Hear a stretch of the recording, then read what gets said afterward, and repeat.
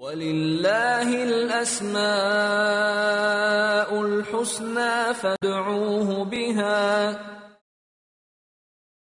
نحمده ونصلي على رسوله الكريم اما بعد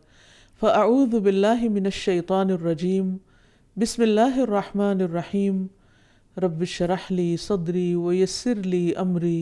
واحلل عقدة من لساني يفقهوا قولي۔ ناظرین، پروگرام اللہ کے خوبصورت نام کے ساتھ آپ کی خدمت میں حاضر ہیں۔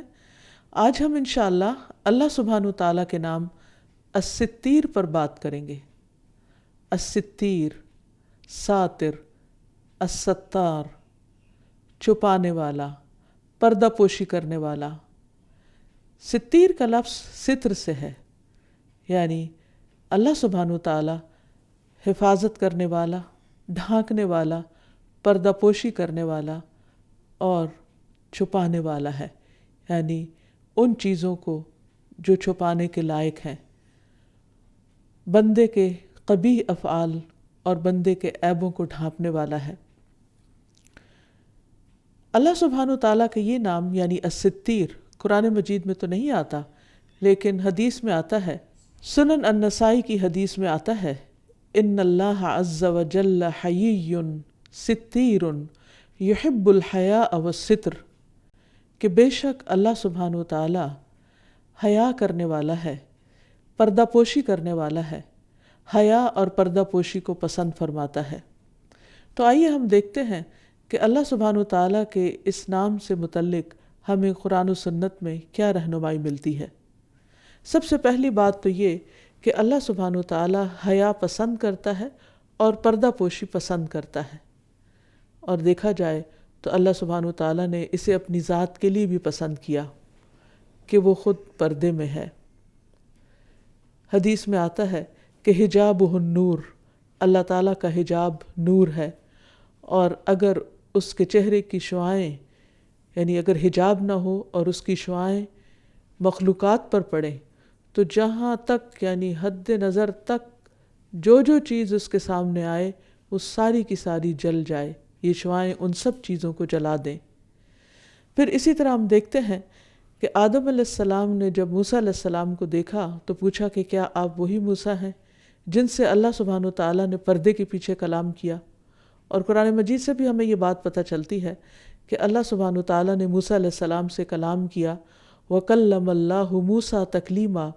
لیکن وہ کلام پردے کے پیچھے سے تھا۔ موسیٰ علیہ السلام نے اللہ تعالیٰ کو دیکھنے کی خواہش بھی ظاہر کی، لیکن اللہ سبحانہ وتعالیٰ نے فرمایا کہ تم مجھے نہیں دیکھ سکتے۔ صرف قیامت کے دن اہل ایمان اللہ سبحانہ وتعالیٰ کے دیدار سے محظوظ ہوں گے اور انہیں یہ سعادت نصیب ہوگی اور یہ خوشی نصیب ہوگی۔ تو بہرحال اللہ سبحانہ وتعالیٰ پردے کو پسند کرتا ہے اور خود بھی پردے میں ہے۔ پھر اسی طرح اللہ سبحانہ وتعالیٰ لوگوں کے عیبوں کو ڈھانکنے کو پسند کرتا ہے۔ انسان خطا کا پتلا ہے،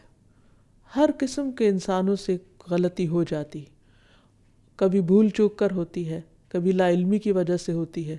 کبھی جلد بازی کی وجہ سے ہوتی ہے، کبھی کسی کے دباؤ میں آ کر ہو جاتی، کبھی انسان اپنی خواہشات سے مغلوب ہو جاتا ہے، لیکن ہر انسان کسی نہ کسی طرح پھسلتا ہے۔ اس کے بعد جب انسان اس مرحلے سے گزر جاتا ہے تو اس کے اندر ایک ندامت اور شرمندگی بھی آتی ہے۔ جیسے آدم علیہ السلام کے بیٹے نے اپنے بھائی کو قتل کر دیا، یعنی قابیل نے حابیل کو قتل کر دیا، تو اس سے پہلے تو وہ غصے میں تھا اور وہ جوش میں آ کر قتل کر بیٹھا، لیکن بعد میں قرآن مجید میں آتا ہے فَأَصْبَحَ مِنَ النَّادِمِينَ، کہ وہ نادمین میں شامل ہو گیا۔ تو اللہ سبحانہ وتعالیٰ نے ایک کوے کو بھیج کر اس کو دفنانے کا طریقہ بتایا، کیونکہ اس سے پہلے کبھی کسی مردے کو دفنایا نہیں گیا تھا۔ وہ نہیں جانتا تھا کہ اب کیا کرے، اپنے بھائی کی لاش کو کیسے چھپائے، کیونکہ مرنے کے بعد انسان بھی اس قابل ہو جاتا ہے کہ اس کو چھپا دیا جائے، کیونکہ اس کا گلنا سڑنا شروع ہو جاتا ہے، اور یہ اس انسان کی کرامت کے خلاف ہے کہ انسان دنیا میں ایک اچھے حال حلیے میں ہوتا ہے اور مرنے کے بعد اس کے رنگ، اس کی شکل، اس کا گوشت، اس کی ہڈیاں، ہر چیز گلنے سڑنے لگتی ہیں تو اس کی شکل بد شکل ہو جاتی ہے۔ تو اس کے لیے بھی اللہ تعالیٰ نے چھپانے کا سلسلہ رکھا ہے۔ تو بہرحال انسان کو جب ندامت ہوتی ہے تو پھر وہ نہیں چاہتا کہ اس کا عیب کسی کو پتہ چلے۔ تو اللہ سبحانہ وتعالیٰ نے بندہ مومن کے لیے یہ بات پسند کی کہ اس کے عیب کو ڈھانک دیا جائے، اور دنیا اور آخرت میں اللہ سبحانہ وتعالیٰ اپنے بندوں کے عیبوں کو ڈھانپتا ہے، اور بندوں سے بھی یہی چاہتا ہے کہ وہ ایک دوسرے کے عیبوں کو ڈھانپیں۔ نبی صلی اللہ علیہ وسلم نے فرمایا، اللہ تعالیٰ دنیا میں جس بندے کے عیب چھپاتا ہے، قیامت کے دن بھی اللہ اس کے عیب چھپائے گا۔ یعنی جب اللہ تعالیٰ انسان کی غلطی کو دنیا میں ڈھانک دیتا ہے تو بندے کو چاہیے کہ وہ پھر اپنے عیب کو نہ کھولے، کیونکہ اگر دنیا میں چھپا رہا تو قیامت کے دن بھی اللہ تعالیٰ چھپا دے گا۔ اور یہ کس طرح ہوتا ہے؟ ایک آدمی نے ابن عمر سے پوچھا کہ تم نے سرگوشی کے متعلق نبی صلی اللہ علیہ وسلم سے کس طرح سنا ہے کہ اللہ تعالیٰ کیسے بندوں سے سرگوشی کرے گا؟ انہوں نے بیان کیا کہ آپ صلی اللہ علیہ وسلم نے فرمایا، تم میں سے ایک شخص اپنے رب سے قریب ہوگا یہاں تک کہ وہ اپنا ہاتھ اس پر رکھ کر فرمائے گا کہ تو نے فلاں فلاں برے کام کیے تھے؟ وہ عرض کرے گا جی ہاں۔ وہ پھر پوچھے گا اور تو نے فلاں فلاں بھی برے کام کیے تھے؟ وہ عرض کرے گا جی ہاں۔ غرض اللہ سبحانہ وتعالیٰ پہلے سارے گناہوں کا اس سے اقرار کروائے گا، پھر فرمائے گا کہ میں نے دنیا میں تیرے گناہ پر پردہ ڈالا، میں آج بھی اس کو بخش دیتا ہوں۔ تو اس طرح اللہ تعالیٰ جس بندے کے گناہوں کو دنیا میں چھپا دیتا ہے، اگر وہ خود اس کا پردہ چاک نہیں کرتا اور چپ کے اللہ تعالیٰ سے معافی مانگ لیتا ہے، تو اللہ تعالیٰ قیامت کے دن بھی اس کے عیب کو چھپا دیں گے۔ پھر اللہ سبحانہ وتعالیٰ بندوں پہ پردہ ڈال کر اسے کھولنے والا نہیں۔ حضرت علی کہتے ہیں کہ رسول اللہ صلی اللہ علیہ وسلم نے فرمایا، جو شخص دنیا میں کسی گناہ کا ارتکاب کر بیٹھے اور اسے اس کی سزا بھی مل جائے، یعنی ایک تو یہ کہ کسی کو پتہ ہی نہ چلے گناہ کا، اور ایک یہ ہے کہ انسان کے اوپر حد جاری ہو جائے، یا پھر یہ کہ کسی شکل میں اس کا کیا سامنے آ جائے جو کسی اور کو تو نہ پتہ ہو لیکن خود اس کو پتہ چل جائے کہ یہ اس کے فلاں فلاں گناہ کی سزا ہے، کیونکہ بعض اوقات سزا گناہ سے ملتی جلتی ہوتی ہے۔ مثلا ایک انسان اگر کسی کے ساتھ کوئی برا سلوک کرتا ہے تو وہی سلوک اس کے اپنے سامنے آ جاتا ہے، تو انسان کو یاد آ جاتا ہے کہ ہاں یہ غلطی تو میں نے بھی کی تھی، اور اس پر وہ اللہ تعالیٰ سے معافی بھی مانگ لیتا ہے۔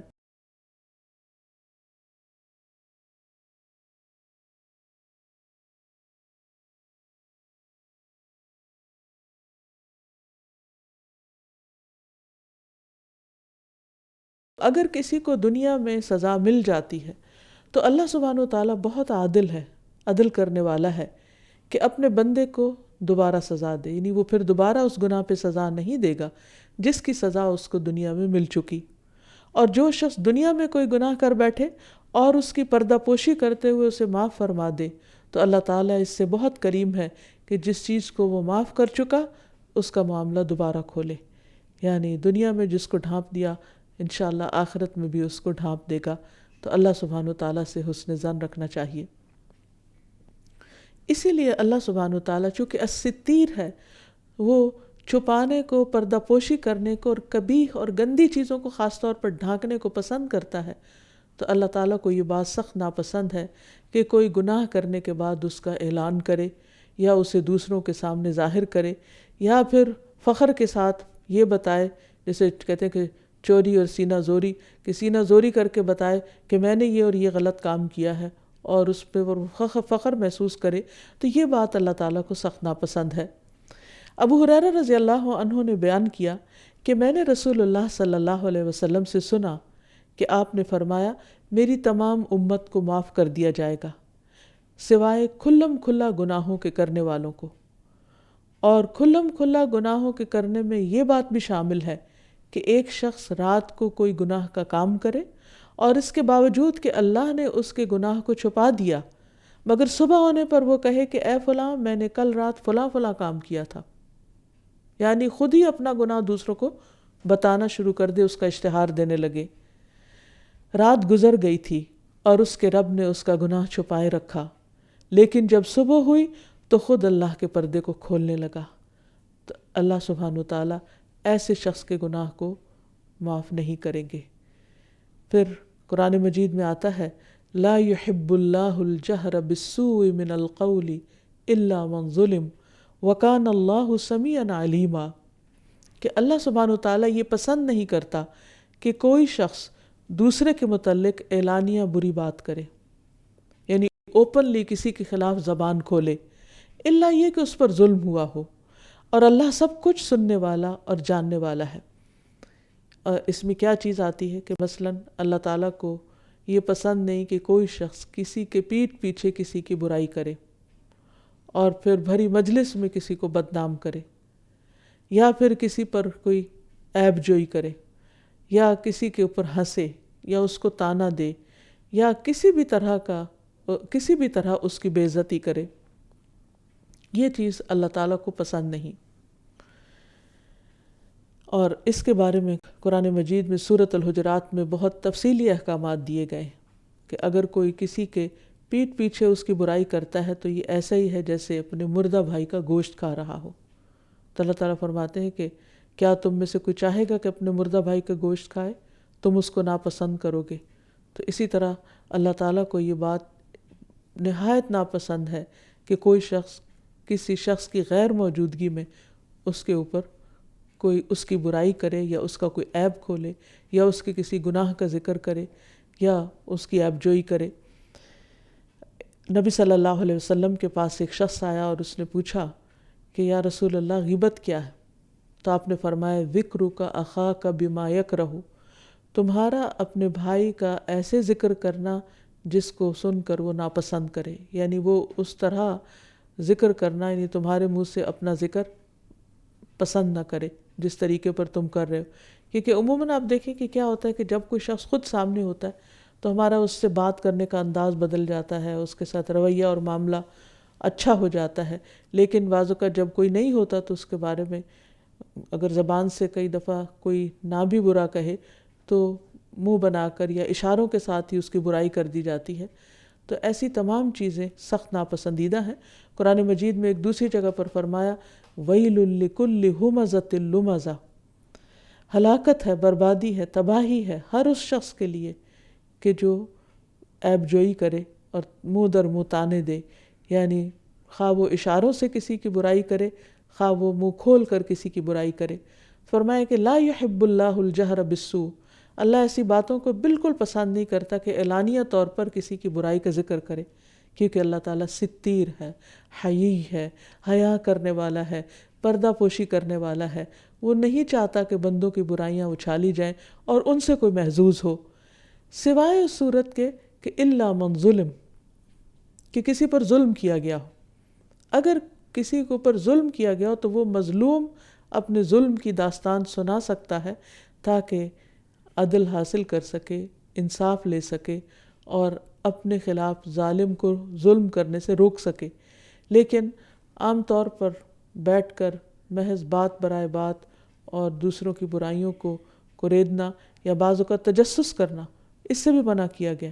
یعنی بعض اوقات خود کوئی نہیں شروع کرتا تو لوگ پوچھتے ہیں، سوال کرتے ہیں اور دوسروں کے اندرونی حالات معلوم کرنے کی کوشش کرتے ہیں۔ ایسا بعض اوقات حسد کی بنا پر بھی کیا جاتا ہے کہ اگر کوئی شخص دنیا میں کامیاب ہو رہا ہے یا ترقی کر رہا ہے تو کچھ لوگوں کو اس کی خوبی پسند نہیں آتی، اس کی یہ ترقی پسند نہیں آتی، تو وہ اس کو لیٹ ڈاؤن کرنے کے لیے یا ذلیل کرنے کے لیے یا اس کو بدنام کرنے کے لیے تاکہ لوگ اس کی اچھائی کی طرف نظر نہ ڈالیں، اس کی برائیاں کی جاتی ہیں۔ اور بعض اوقات تو یہ ظلم کیا جاتا ہے کہ وہ برائی اس کے اندر نہ بھی ہو تو اس پر الزام لگا دیا جاتا ہے تاکہ اسے رسوا کیا جا سکے۔ تو اللہ تعالیٰ کو ایسی تمام چیزیں سخت ناپسند ہیں۔ پھر اسی طرح جہاں تک پردے کا تعلق ہے تو اللہ سبحانہ و تعالیٰ نے کچھ چیزوں کے درمیان حجاب رکھے ہیں، پردے رکھے ہیں، آڑ رکھی ہیں۔ ضروری نہیں کہ وہ عیب کے طور پر ہو، وہ کچھ اور وجوہات کی بنا پر بھی ہے۔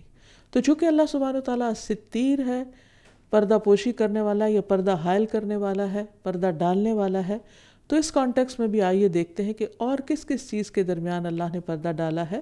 مثلاً دو سمندروں کے درمیان حجاب کا ذکر قرآن مجید میں ملتا ہے کہ دو پانی جو ہیں وہ ساتھ ساتھ چلتے ہیں اور ان کے بیچ میں ایک پردہ ہوتا ہے اور وہ پانی آپس میں مکس اپ نہیں ہوتے، کیونکہ پانی کی عموماً خصوصیت یہ ہے کہ وہ پانی فوراً ایک دوسرے کے اندر مکس ہو جاتا ہے۔ اگر 2 رنگ کا پانی ڈالا جائے تو وہ الگ الگ رنگ نہیں رہتے، فوراً دونوں رنگ باہم مل جاتے ہیں. اس طرح ٹھنڈا اور گرم ملایا جائے تو وہ باہم مل جاتے ہیں. تو یہاں پر ہم دیکھتے ہیں قرآن مجید میں اللہ تعالیٰ فرماتے ہیں وَهُوَ الَّذِي مَرَجَ الْبَحْرَيْنِ هَذَا عَذْبٌ فُرَاتٌ وَهَذَا مِلْحٌ أُجَاجٌ وَجَعَلَ بَيْنَهُمَا بَرْزَخًا وَحِجْرًا مَحْجُورًا، اور وہی ہے جس نے 2 سمندروں کو ملا دیا، یہ میٹھا ہے پیاس بجھانے والا اور یہ نمکین ہے کڑوا، اور اس نے ان دونوں کے درمیان ایک پردہ اور مضبوط آڑ بنا دی. تو یہ حیرت انگیز قسم کی آڑ اور پردہ اللہ سبحانہ وتعالیٰ ہی ڈال سکتا ہے. یہ اس کی قدرت کی نشانیوں میں سے بہت بڑی نشانی ہے، اور اتنے وسیع پیمانے پر یہ آڑ ہوتی ہے، یعنی کھلے سمندر کے اندر. دوسری جگہ بھی فرمایا مرج البحرین یلتقیان بینہما برزخ لا یبغیان فبأی آلاء ربکما تکذبان. اس نے 2 سمندروں کو ملا دیا جو اس حال میں مل کر رہ رہے ہیں، جو اس حال میں مل رہے ہیں کہ پھر بھی ان کے درمیان ایک پردہ ہے، وہ اپنی حد سے تجاوز نہیں کرتے. تو تم دونوں اپنے رب کی نعمتوں میں سے کس کس کو جھٹلاؤ گے؟ یعنی اے جن و انس، تم یہ نشانیاں دیکھ رہے ہو، ان کا انکار کیسے کرو گے؟ پھر اسی طرح اللہ سبحانہ تعالیٰ نے 2 مختلف طرح کے مزاج رکھنے والے، ایمان رکھنے والے اور نہ رکھنے والے، 2 مختلف طرح کی عادات رکھنے والے کے درمیان بھی ایک غیر مرئی پردہ حائل کیا ہوتا ہے. مثلاً قرآن مجید میں آتا ہے وَإِذَا قَرَأْتَ الْقُرْآنَ جَعَلْنَا بَيْنَكَ وَبَيْنَ الَّذِينَ لَا يُؤْمِنُونَ بِالْآخِرَةِ حِجَابًا مَسْتُورًا، اور جب آپ قرآن پڑھتے ہیں تو ہم آپ کے اور ان لوگوں کے درمیان ایک مخفی پردہ حائل کر دیتے ہیں جو آخرت پر ایمان نہیں رکھتے. اسی طرح بعض لوگوں کے کانوں پر، آنکھوں پر پردے کا ذکر ہے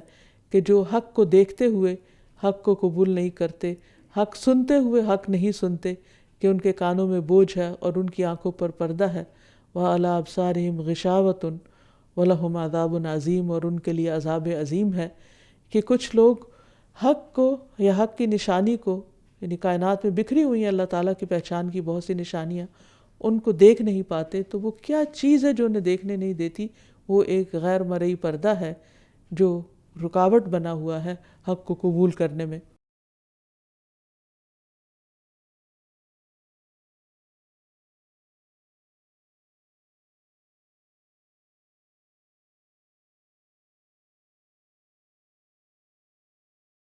کچھ اور قسم کے پردوں کا بھی ذکر آتا ہے. مثلاً فوت شدہ بچوں کا آگ سے پردہ بننا، یعنی اگر کسی مومن کے بچے فوت ہو جاتے ہیں تو خاص طور پر عورتوں کے لیے بشارت ہے، کیونکہ ماں کو اپنے بچے کے ساتھ بہت اٹیچمنٹ ہوتی ہے، اس کی جدائی اس کے لیے بہت تکلیف دہ ہوتی ہے. تو اگر وہ صبر کرتی ہے تو وہ بچے اس کے لیے جہنم کی آگ سے آڑ بن جاتے ہیں. ابو سعید خدری کہتے ہیں کہ عورتوں نے نبی صلی اللہ علیہ وسلم سے درخواست کی کہ ہمیں بھی نصیحت کرنے کے لیے آپ ایک دن خاص فرما دیجئے. نبی صلی اللہ علیہ وسلم نے ایک خاص دن میں ان کو واعظ فرمایا اور بتایا کہ جس عورت کے 3 بچے فوت ہو جائیں تو وہ اس کے لیے جہنم سے آڑ بن جاتے ہیں. اس پر ایک عورت نے پوچھا یا رسول اللہ، اگر کسی کے 2 بچے فوت ہو جائیں؟ آپ نے فرمایا 2 بچوں پر بھی، یعنی وہ بچے اس کے لیے آگ سے رکاوٹ ہیں. اسی طرح خصوصاً بیٹیوں کا جہنم سے پردہ بننا. حضرت عائشہ کہتی ہیں کہ ایک عورت اپنی 2 بچیوں کے ساتھ میرے پاس کچھ مانگنے کے لیے آئی کیونکہ وہ بھوکی تھی. اس وقت میرے پاس سوائے ایک کھجور کے اور کچھ بھی نہ تھا. تو میں نے دیکھا کہ اس عورت نے اس کھجور کے 2 ٹکڑے کیے، ایک بیٹی کو دیا اور دوسری کو، خود بھوکی رہی اور چلی گئی، خود کچھ بھی نہیں کھایا. اس کے بعد نبی صلی اللہ علیہ وسلم تشریف لائے تو میں نے آپ سے اس عورت کا حال بیان کیا. آپ نے فرمایا جو ان بچیوں کی وجہ سے آزمایا گیا تو یہ بچیاں اس کے لیے جہنم کی آگ سے حجاب بنے گی، پردہ بن جائیں گی، یعنی اس کو آگ میں نہیں جانے دے گی. تو گویا اس طرح بچیوں کی تربیت، ان کی پرورش اور ان پر مال خرچ کرنا اور ان کی لک آفٹر کرنا، یہ ایک بہت بڑے اجر و ثواب کا کام بتایا گیا، خواہ وہ زندہ ہوں یا فوت ہو جائیں. پھر اسی طرح مومن کے لیے اس کا صدقہ آگ سے پردہ بنتا ہے. عدی بن حاتم سے روایت ہے، میں نے نبی صلی اللہ علیہ وسلم کو فرماتے ہوئے سنا، تم میں سے جو بھی کوئی آگ سے آڑ بنانے کی طاقت رکھتا ہو وہ بنائے، خواہ کھجور کے ایک ٹکڑے کے ذریعے، تو وہ ایسا ضرور کرے. یعنی کھجور کا ایک ٹکڑا جب صدقے میں دے گا تو وہ صدقہ اس کے لیے آڑ بن جائے گا، رکاوٹ بن جائے گا، جہنم سے بچاؤ کا ذریعہ بن جائے گا۔ اسی طرح جنتیوں اور جہنمیوں کے درمیان بھی ایک پردہ ہوگا جس کو قرآن مجید میں بیان کیا گیا ہے، وَبَيْنَهُمَا حِجَابٌ وَعَلَى الْأَعْرَافِ رِجَالٌ يَعْرِفُونَ كُلًّا بِسِيمَاهُمْ وَنَادَوْا أَصْحَابَ الْجَنَّةِ أَنْ سَلَامٌ عَلَيْكُمْ لَمْ يَدْخُلُوهَا وَهُمْ يَطْمَعُونَ۔ اہل جنت اور اہل دوزخ کے درمیان ایک اوٹ حائل ہوگی اور آراف پر کچھ آدمی ہوں گے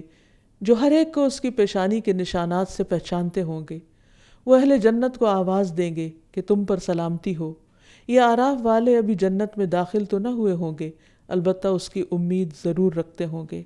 تو یہ قیامت کے دن بھی لوگوں کے درمیان پردے حائل ہو جائیں گے۔ دنیا میں خواہ لوگ ایک خاندان سے تعلق رکھتے ہوں، ان کے درمیان خون کے رشتے ہوں یا دوستی کے تعلقات ہوں، لیکن اگر ان کے اعمال فرق ہوئے تو قیامت کے دن ان کے درمیان پردہ حائل کر دیا جائے گا اور وہ ایک دوسرے کی کچھ بھی مدد نہ کر سکیں گے۔ تو اب جب کہ ہم نے اللہ سبحانہ وتعالیٰ کے نام الستیر کا معنی جان لیا کہ کس طرح اللہ سبحانہ وتعالیٰ مختلف چیزوں کے درمیان پردہ حائل کرتا ہے یا اسے کن کن چیزوں پہ پردہ ڈالنا پسند ہے، تو پھر بندہ مومن کی زندگی میں اس کے اثرات بھی نظر آنے چاہیے۔ اس میں سب سے پہلی بات تو یہ ہے کہ انسان اپنے گناہوں کو نہ کھولے، اپنے گناہوں کی پردہ پوشی کرے۔ اس سلسلے میں ایک حدیث میں آتا ہے، عبداللہ بن مسعود روایت کرتے ہیں کہ ایک آدمی نے نبی صلی اللہ علیہ وسلم کی خدمت میں حاضر ہو کر عرض کیا کہ اے اللہ کے رسول، میں نے مدینہ کے کنارے ایک عورت سے بوس و کنار کیا ہے، مگر میں اس سے آگے نہیں بڑھا، بس میں حاضر ہوں، آپ میرے بارے میں جو چاہیں فیصلہ فرمائیں۔ تو عمر رضی اللہ عنہ نے اس سے کہا کہ اللہ نے تمہاری پردہ پوشی کی تھی، کاش تم بھی اپنے آپ پر پردہ ڈالے رکھتے، یعنی تمہیں یہ بات کرنے کی کیا ضرورت تھی۔ نبی صلی اللہ علیہ وسلم نے کوئی جواب نہ دیا تو وہ آدمی کھڑا ہوا اور چل دیا۔ نبی صلی اللہ علیہ وسلم نے اس کے پیچھے ایک آدمی کو بھیجا جو اسے بلا لایا۔ آپ نے اس کے سامنے یہ آیت تلاوت کی، اقم الصلاۃ طرفی النہار وزلفا من اللیل ان الحسنات یذہبن السیئات ذالک ذکری للذاکرین، کہ دن کے دونوں حصوں اور رات کے کچھ حصے میں نماز قائم کرو، بلا شبہ نیکیاں برائیوں کو ختم کر دیتی ہیں، یہ نصیحت ہے نصیحت قبول کرنے والوں کے لیے۔ تو لوگوں میں سے ایک آدمی نے عرض کیا، اے اللہ کے رسول صلی اللہ علیہ وسلم، کیا یہ اس کے لیے خاص ہے؟ آپ نے فرمایا بلکہ یہ تمام لوگوں کے لیے ہے، یعنی اگر انسان سے انسان ہونے کے ناطے ایسا قبیح فعل بھی ہو جائے تو بھی اسے سر عام نشر نہیں کرنا چاہیے، کسی کو بھی نہیں بتانا چاہیے اور اللہ سے معافی مانگنی چاہیے، تو اللہ سبحانہ وتعالیٰ اس کو معاف فرما دیں گے۔ اور خصوصاً نمازوں کی پابندی، نمازوں کی ادائیگی بہت سے گناہوں کا کفارہ ہے۔ اور ویسے بھی اگر انسان نماز کی پابندی کرتا رہے تو ان الصلاۃ تنہی عن الفحشاء والمنکر، کہ وہ انسان کو برائی سے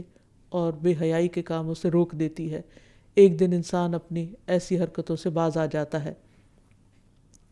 پھر اسی طرح یہ ہے کہ اپنے دیگر گناہوں پر بھی پردہ ڈالنا چاہیے۔ رسول اللہ صلی اللہ علیہ وسلم نے ماعز اسلمی کو سنسار کرنے کے بعد فرمایا، اس برے فعل سے بچو جس سے اللہ عز و جل نے منع کیا، یعنی زنا سے۔ جو اس کا ارتکاب کر بیٹھے اور اللہ عز و جل اس کو پردے میں رکھے تو اسے بھی چاہیے کہ اپنی برائی پر پردہ ڈالے رکھے، کیونکہ جس نے اپنے بھید کو ظاہر کر دیا ہم اس پر اللہ کی کتاب نافذ کریں گے، یعنی اس پر تو پھر حد نافذ ہی ہوگی، دنیا میں اس کو سزا ملے گی۔ اسی طرح اپنے گناہوں کے علاوہ دوسرے بندوں کے گناہوں کو بھی چھپانا چاہیے۔ نبی کریم صلی اللہ علیہ وسلم نے فرمایا، من ستر مسلما سترہ اللہ یوم القیامہ، جو کسی مسلمان کی پردہ پوشی کرے گا اللہ سبحانہ وتعالیٰ قیامت کے دن اس کی پردہ پوشی فرمائے گا۔ یعنی دنیا میں اگر آپ کسی کو کوئی برا کام کرتے دیکھ لیں تو ظاہر ہے آپ کے ہاتھ میں کوئی ایک ایسا راز آ جاتا ہے یا کسی کی ویکنس آ جاتی ہے، تو آپ اس کو بلیک میل کرنا شروع کر دیتے ہیں یا اس کو دھمکاتے ہیں یا اس کی وجہ سے اس سے کوئی کام نکلوانا چاہتے ہیں، اس کو ڈراتے ہیں کہ اگر تم میری بات نہیں مانو گے تو میں تمہاری یہ چیز نشر کر دوں گا۔ تو اس سے پرہیز کرنا چاہیے، کیونکہ جو شخص دوسرے کی غلطی کو دیکھ کر اس کو چھپا دیتا ہے اللہ سبحانہ وتعالیٰ قیامت کے دن اس کی غلطیوں کو چھپا دے گا۔ اور کون ایسا شخص ہے کہ جس سے کوئی غلطی نہ ہوتی ہو۔ پھر اسی طرح ایک اور روایت میں عبداللہ بن عمر کہتے ہیں کہ رسول اللہ صلی اللہ علیہ وسلم نے فرمایا، ایک مسلمان دوسرے مسلمان کا بھائی ہے، بس اس پر ظلم نہ کرے اور نہ ظلم ہونے دے۔ جو شخص اپنے بھائی کی ضرورت پوری کرنے میں لگا ہوتا ہے، اللہ تعالیٰ اس کی ضرورت پوری کرنے میں لگ جاتا ہے۔ جو شخص کسی مسلمان کی ایک مصیبت کو دور کرے، اللہ تعالیٰ اس کی قیامت کے دن کی مصیبتوں میں سے ایک بڑی مصیبت کو دور فرمائے گا۔ اور جو شخص کسی مسلمان کے عیب کو چھپائے، اللہ تعالیٰ قیامت کے دن میں اس کے عیب چھپا دے گا۔ کتنی بڑی خوشخبری ہے کہ جو شخص چاہتا ہے کہ آخرت کی رسوائی سے بچے، اور آخرت کی رسوائی دنیا کی رسوائی سے کہیں زیادہ بڑی ہے، کیونکہ اس دن تو انسان پھر پوری مخلوق کے سامنے بے عزت کیا جائے گا، رسوا کیا جائے گا۔ تو ایسے شخص کو جو وہاں کی شرمندگی سے بچنا چاہتا ہو، اس پر لازم ہے کہ دنیا میں دوسروں کو شرمندگی سے بچا لے۔ رسول اللہ صلی اللہ علیہ وسلم نے فرمایا، جو شخص مومن کی پردے والی بات کی ستر پوشی کرے تو گویا اس نے زندہ درگور کی گئی بچی کو زندہ کر دیا۔ یعنی اگر کوئی شخص کسی کا عیب چھپا دیتا ہے تو گویا کسی نے زندہ گاڑی ہوئی لڑکی کو دوبارہ نکال کے زندگی بخش دی۔ یہ اتنی بڑی نیکی ہے۔ پھر اسی طرح زندہ انسان تو زندہ، اگر کوئی فوت ہو جائے تو میت کی پردہ پوشی کرنا بھی ضروری ہے۔ ابو امامہ سے روایت ہے کہ رسول اللہ صلی اللہ علیہ وسلم نے فرمایا، جس نے کسی میت کو غسل دیا اور اس کی پردہ پوشی کی، یعنی اس کا کوئی عیب نہیں کھولا، اللہ تعالیٰ اس کے گناہوں سے پردہ پوشی فرمائے گا۔ تو مومن قابل احترام ہے، خواہ وہ زندہ ہو خواہ وہ مردہ ہو، ہر حال میں اس کا عیب چھپانا چاہیے اور اس کی غلطیوں پہ پردہ ڈالنا چاہیے۔ رسول اللہ صلی اللہ علیہ وسلم نے فرمایا، جو شخص اپنے بھائی کے کسی عیب کو جانتا ہو پھر اس کو چھپا لے، اللہ تعالیٰ قیامت کے دن اس کے عیب پر پردہ ڈال دے گا۔ پھر اسی طرح یہ ہے کہ انسان صرف چھپائے نہیں بلکہ اس کے ساتھ دوسرے کو معاف بھی کر دے۔ بعض اوقات انسان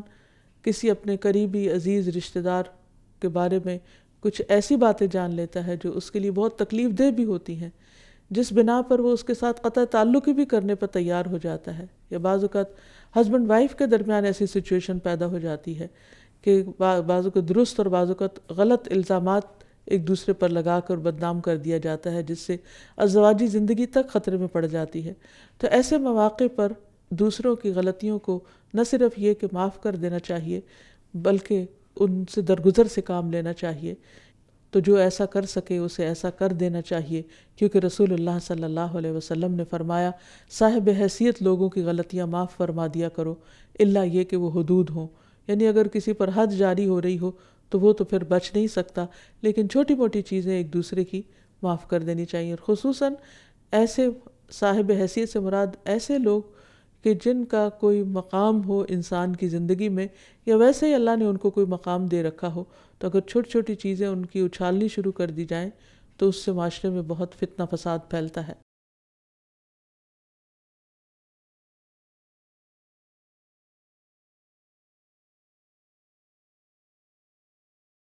مومنوں کو ایک دوسرے کی خیر خواہی کرنی چاہیے۔ کسی کی غلطی دیکھ کر صرف اس کو چھپانا ہی کافی نہیں بلکہ اس کی اصلاح کرنا بھی ضروری ہے۔ ایسا نہ ہو کہ غلطی چھپانے سے دوسرا شخص غلطی کرنے پر اور دلیر ہو جائے۔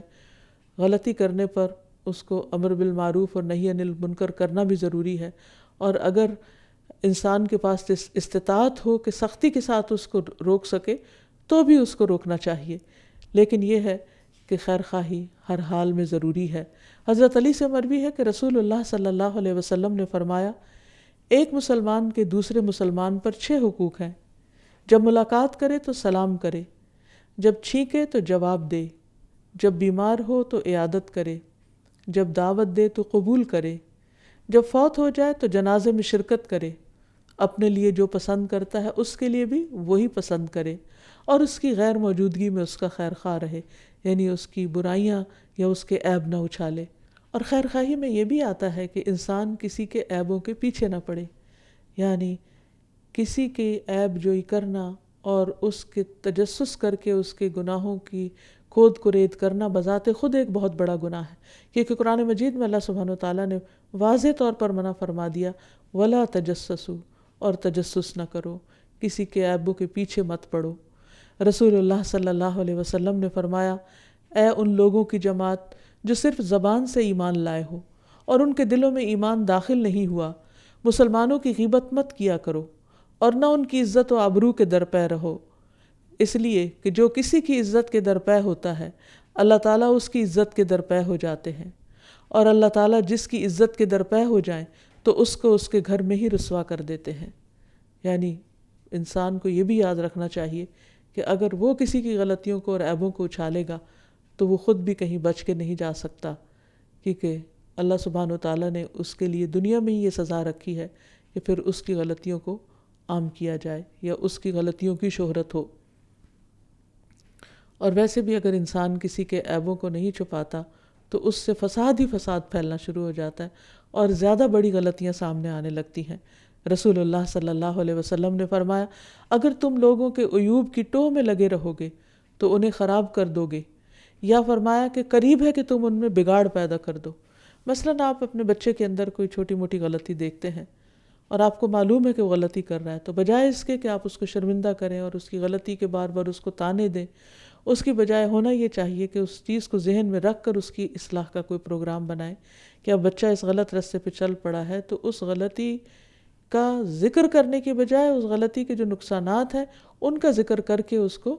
روکا جائے اور انڈائریکٹلی بات کی جائے۔ پھر اسی طرح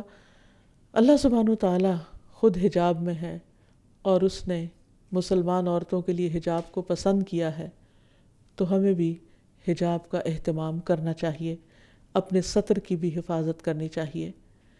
جرہد اصحاب صفہ میں سے تھے، وہ کہتے ہیں کہ رسول اللہ صلی اللہ علیہ وسلم ہمارے پاس بیٹھے ہوئے تھے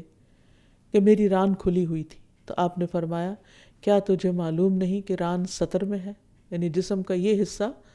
مرد کے سامنے بھی نہیں کھول سکتا، یعنی مرد کا سطر مرد سے ناف اور گھٹنوں کے درمیان کا سارا حصہ ہے، اور گھٹنے بھی سطر کا حصہ ہیں کہ جو دوسروں کے سامنے نہیں کھولنے چاہیے۔ پھر اسی طرح شرمگاہ کی حفاظت کرنا، جس کا قرآن مجید میں بھی ذکر آیا ہے، قُل لِّلْمُؤْمِنِينَ يَغُضُّوا مِنْ أَبْصَارِهِمْ، مومنوں سے کہہ دیجئے کہ وہ اپنی نگاہیں جھکا کر رکھیں، وَيَحْفَظُوا فُرُوجَهُمْ، اور اپنی شرمگاہوں کی حفاظت کریں۔ تو شرمگاہ کی حفاظت میں یہ چیز آتی ہے کہ انسان تنہائی میں بھی ننگا نہ ہو۔ ابو ہریرہ کہتے ہیں کہ نبی صلی اللہ علیہ وسلم نے اس سے منع کیا کہ کوئی شخص صرف ایک کپڑا جسم پر لپیٹ کر اس طرح بیٹھ جائے کہ اس کی شرمگاہ اور آسمان کے درمیان کوئی چیز نہ ہو، یعنی چاہے وہ اکیلا ہی کیوں نہ بیٹھا ہو تو ننگا ہو کر نہ بیٹھے۔ پھر اسی طرح انسان جب ننگا ہوتا ہے تو جن اس کو دیکھتے ہیں، فرشتے تو اس سے الگ ہو جاتے ہیں لیکن جنات اس کو دیکھنا شروع کر دیتے ہیں، تو ان سے بھی ایک حیا ہونی چاہیے۔ تو اس کے لیے کیا کیا جائے؟ اب مثلا نہانے کے وقت آپ کپڑے پہن کے تو نہیں نہا سکتے، یا اسی طرح ٹوائلٹ کے استعمال کے دوران آپ کو اپنا سطر کھولنا ہوتا ہے، تو اس کے لیے ہمیں بہت خوبصورت ادب سکھا دیا گیا۔ حضرت انس کہتے ہیں کہ رسول اللہ صلی اللہ علیہ وسلم نے فرمایا، جنوں کی آنکھوں اور انسانوں کی شرمگاہوں کا پردہ یہ ہے کہ جب کوئی اپنے کپڑے اتارے تو بسم اللہ پڑھ لے، یعنی بسم اللہ پڑھ کر اگر کپڑا اتارے گا تو پھر کوئی اور اس کو نہیں دیکھ سکے گا۔ رسول اللہ صلی اللہ علیہ وسلم نے یہ بھی فرمایا کہ جنوں کی آنکھوں اور بنی آدم کی شرمگاہوں کا پردہ یہ ہے کہ تم میں سے جب کوئی بیت الخلاء جائے تو بسم اللہ پڑھ لے، یعنی داخل ہونے سے پہلے، اندر جا کر نہیں۔ ہم سب جانتے ہیں کہ اللہ کے رسول صلی اللہ علیہ وسلم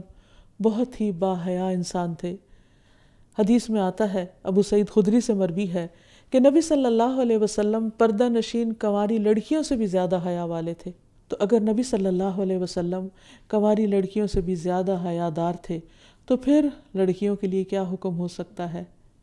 اس سلسلے میں ایک حدیث ہماری رہنمائی کرتی ہے۔ ام عطیہ کہتی ہیں کہ رسول اللہ صلی اللہ علیہ وسلم نے عید الفطر اور عید الاضحیٰ کے دن ہمیں حکم دیا کہ ہم نابالغ، حائضہ اور پردہ نشین لڑکیوں کو بھی نکالیں، یعنی جو گھروں میں رہتی ہیں وہ بھی عید کی نماز کے لیے نکلیں۔ بہرحال حائضہ نماز سے علیحدہ رہ کر بھلائی اور مسلمانوں کی دعا میں حاضر ہو۔ میں نے عرض کیا، یا رسول اللہ صلی اللہ علیہ وسلم، ہم میں سے جس کے پاس چادر نہ ہو؟ تو آپ نے فرمایا، اس کی بہن اپنی چادر اس کو پہنا دے، یعنی چادر کے بغیر نہیں نکلے، خواہ وہ اپنی بہن کی چادر ادھاری لے کر جائے۔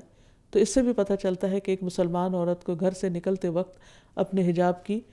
پابندی کرنی چاہیے اور اس کا خیال رکھنا چاہیے، کیونکہ ایک لڑکی جس کے پاس چادر ہو ہی نہ، تو اس کے لیے یہ عذر ہو سکتا ہے کہ جی میں تو اس لیے چادر کے بغیر نکلی کیونکہ ہے ہی نہیں میرے پاس. آپ نے فرمایا نہیں، ایسے نہیں نکلنا، دوسرے سے چاہے لے کر نکلنا پڑے لیکن چادر کے ساتھ نکلنا ہے. پھر اسی طرح ام المومنین سیدہ ام سلمہ کہتی ہیں کہ جب عورتوں کے متعلق یہ حکم نازل ہوا کہ یدنین علیہن من جلابیبہن، کہ وہ اپنے اوپر اپنی چادریں لٹکا لیا کریں، تو انصاری عورتیں جب باہر نکلتی تو ایسے لگتا کہ ان کے سروں پر کوے بیٹھے ہوئے ہیں، ان سیاہ چادروں کی وجہ سے جو وہ اپنے سروں پر لینے لگی تھی. پھر اسی طرح ایک اور جگہ پر آتا ہے کہ انصار کی عورتوں کا حضرت عائشہ نے ذکر کیا کہ ان کی تعریف کی اور ان کے اچھے اعمال بیان کیے، اور کہا جب سورۃ نور نازل ہوئی تو ان عورتوں نے پردوں کے کپڑے یا مردوں کی چادریں لے لی، یعنی گھر کے جو پردے لٹکے ہوئے تھے وہ چادر لے کر بنا کر، یا مردوں کا جو چادر تھی وہ لے کر باہر نکلنے لگی اور انہیں پھاڑ کر اپنے پردے کی چادر بنائی. یعنی جب اللہ تعالیٰ کا حکم آ گیا تو اس کے بعد کسی عورت نے بھی یہ گوارا نہ کیا کہ اللہ تعالیٰ کے حکم کی نافرمانی کرے. پھر اسی طرح مسلمانوں کو یہ ادب سکھایا گیا کہ گھروں کے اندر بھی وہ پردے ڈال کر رہیں تاکہ باہر سے لوگ گھروں میں نہ جھانکیں. دوسروں کو گھروں کے اندر جھانکنے سے منع کر دیا گیا، اور اس سلسلے میں یہاں تک آتا ہے کہ اگر کوئی کسی کے گھر میں جھانک رہا ہو اور وہ اس کی آنکھ پھوڑ دے یا اس کو کوئی یعنی کہ جواباً اس پر کسی قسم کا کوئی اٹیک کرے تو اس کا قصاص نہیں ہوگا. یعنی اس کی ممانعت ہے سخت قسم کی کہ کوئی کسی کی پرائیویسی میں دخل انداز ہو، یعنی اس کی آنکھ تک پھوڑنے کو بھی جائز قرار دے دیا گیا. اس سلسلے میں ایک اور بات یہ بھی یاد رہے کہ انسان جہاں اپنے کچھ برے اعمال کو چھپاتا ہے وہاں کچھ نیکیوں کو بھی چھپانے کی ضرورت ہے، کیونکہ انسان جب دکھا کر کام کرتا ہے تو اس میں ریاکاری کا اندیشہ ہوتا ہے، دکھاوے کا اندیشہ ہوتا ہے، اور دکھاوے سے انسان کا اجر ضائع ہو جاتا ہے، بلکہ الٹا انسان سزا کا مستحق قرار پاتا ہے. اور پوشیدہ عمل جو ہیں وہ اللہ سبحانہ وتعالیٰ کو بہت پسند ہیں، خاص طور پر پوشیدہ صدقہ، یعنی چھپا کر جب انسان صدقہ کرتا ہے تو اور اس کا کسی سے ذکر نہیں کرتا تو یہ صدقہ اللہ سبحانہ وتعالیٰ کے غضب کی آگ کو ٹھنڈا کرتا ہے. اور اسی طرح پوشیدہ صدقے کے بارے میں قرآن مجید میں آتا ہے الذین ينفقون اموالهم باللیل والنہار سرا وعلانیۃ فلہم اجرہم عند ربہم ولا خوف علیہم ولا ہم یحزنون. جو لوگ دن رات کھلے اور چھپے اپنے مال خرچ کرتے ہیں انہیں اپنے پروردگار سے اس کا اجر ضرور مل جائے گا. ایسے لوگوں کو نہ کچھ خوف ہوگا اور نہ وہ غمگین ہوں گے. یعنی اتنی زبردست خوشخبری اور بشارت دی گئی کہ چھپا کر صدقہ کرنے والوں کو اجر ضرور ملے گا، اور ایسے لوگ قیامت کے دن بالکل بے خوف ہوں گے اور غموں سے آزاد ہوں گے. بلکہ دنیا میں بھی انسان کے غم، دکھ اور ڈپریشن کا علاج صدقے میں ہے. پھر اسی طرح کچھ اور اعمال بھی انسان پوشیدہ رکھے. زبیر بن عوام سے روایت ہے کہ رسول اللہ صلی اللہ علیہ وسلم نے فرمایا جو اپنے عمل صالح کو مخفی رکھنے کی طاقت رکھتا ہے تو اسے چاہیے کہ وہ ایسا ہی کرے. پھر اسی طرح نبی صلی اللہ علیہ وسلم نے فرمایا 7 لوگ عرش الہی کے سائے تلے ہوں گے، جن میں سے ایک وہ شخص کہ جس کے دائیں ہاتھ نے جب خرچ کیا تو بائیں کو بھی پتہ نہیں چلا کہ اس نے اللہ کے راستے میں کیا دیا. پھر اسی طرح تنہائی میں اللہ کو یاد کر کے رونا، کوئی نہ دیکھ رہا ہو، صرف وہ اور اس کا رب ہو، سب سے چھپ کر انسان صرف اور صرف اللہ تعالیٰ کو یاد کر کے روئے. نبی صلی اللہ علیہ وسلم نے فرمایا 7 طرح کے آدمی ہوں گے جن کو اللہ اس دن اپنے سائے میں جگہ دے گا جس دن اس کے سائے کے سوا کوئی سایہ نہ ہوگا. ان میں سے ایک وہ شخص جس نے تنہائی میں اللہ کو یاد کیا اور اس کی آنکھوں سے بے ساختہ آنسو جاری ہو گئے. پھر اسی طرح رات کے وقت نماز پڑھنا، کیونکہ رات بھی پردہ پوش ہے. اللہ تعالیٰ فرماتے وَجَعَلْنَا اللَّيْلَ لِبَاسًا، ہم نے رات کو پردہ پوش بنایا. تو رات کے اندھیرے میں انسان سب سے چھپ کر نماز پڑھے، تہجد پڑھے، اللہ کو یاد کرے، اور اسی طرح صدقہ خیرات کرے. جیسے ایک شخص نے رات کے وقت چھپ کے صدقہ کیا تو ایک دن چور کو دے دیا، اور اسی طرح دوسرے تیسرے دن بھی وہ ایسے لوگوں کو دے چکا جو مستحق نہیں تھے، لیکن اس کے باوجود اس کا صدقہ قبول ہو گیا اور ان لوگوں نے بھی اپنے غلط کاموں سے پرہیز کر لیا. اور اسی طرح کوئی بھی نیکی اور کوئی بھی عمل جو صرف اللہ اور بندے کے درمیان ہے، جیسے روزہ، تو اللہ سبحانہ وتعالیٰ اس کا بے پناہ اجر دے گا، اس چیز کا اجر اللہ کے ذمے ہے۔ تو آخر میں یہ کہ انسان اللہ تعالیٰ کی اس صفت کو سامنے رکھ کر اللہ سے دعا کرے کہ یا ستیر تو ہمارے گناہوں کو چھپا دے اور تو ہمیں عافیت میں رکھ اور تو ہمیں دنیا اور آخرت کی رسوائی سے بچا، اور اسی طرح ہمارے عیبوں پر پردہ ڈال دے، اور صبح و شام اللہ تعالیٰ سے عافیت کی دعا انسان کرتا رہے، اور اللہ سبحانہ و تعالیٰ ہم سب پر اپنی رحمتیں نازل فرمائے اور ہم سے راضی ہو جائے۔ وآخر دعوانا ان الحمد للہ رب العالمین۔ سبحانک اللہم و بحمدک، اشہد ان لا الہ الا انت، استغفرک و اتوب الیک۔ السلام علیکم ورحمۃ اللہ وبرکاتہ۔